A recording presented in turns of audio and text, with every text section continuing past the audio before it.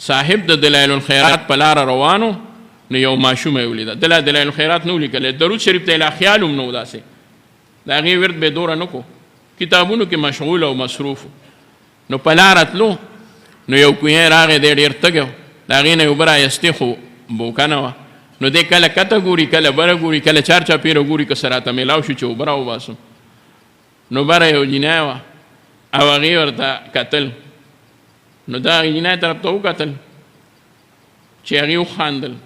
ده ورته وی ماشومې دې پورې دې وخاندل چې اوبو له څه شته نه؟ وی نه دې پورې مې نه دي خاندلي، ومې خاندل تا پورې چې د شریعت علوم دې حاصل کړي دي او دومره نشي کولی چې بې بوکې د کوهي نه اوبه راوباسې. نو راته ورته وی چې بې بوکې به د کوهي نه اوبه څنګه راوباسې؟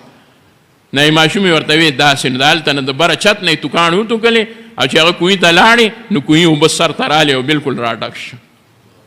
د عالم وی زه خو اوبه تر هغه پورې نه څکم ماشومې چې ما ته دا ونه وایي چې تا کې څه خبره داسې شته او ستا څه داسې راز دی چې په توکاڼو دی الله ربالعزت د کته نه کوهی د اوبو هغه راډک.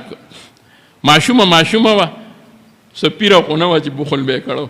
اوس خو پیران چې دی نو هغه بخل کوي نه، دا وظیفه ما سره ده، دا چاله ورکوم نه، هسې به دې ځان پسې کړی را کړی، هېڅ ورسره نشته.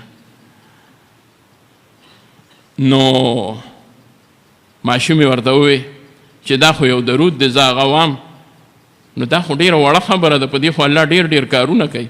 وی هغه کم درود دی؟ هغې ورته ووی چې اللهم صل علی سیدنا محمد وعلى آل سیدنا محمد صلاة تؤدي بها عنا حقه العظیم. دا درود دی. وی ماشومې ما ته اجازت راکوي در کوم درته. وی چې تا اجازت راکړه زه به په درود شریف باندې یو اعلی او بهترین کتاب لیکم. نو دلایل الخیرات کتاب یې ولیکو، د اتوار په ورځې په حزب کې دی راواغسته. نو ما ته هغې صوفي هلک ووی چې هغې صاحب وی چې دې ته ګورې درودي بیر وایي، صلاتي بیر ورته وایي. بیر کوهي ته ویلی چې دا هغه درود دی چې د کوهي نه پې اوبه سر ته راغلی، دا هغه درود دی. نو ملګري دومره ښه درود مې درله درکړه، داسې فضایلو والا درود مې درله درکړه، خامخا دې را باندې هغه څه ووایي چې نه مې وی.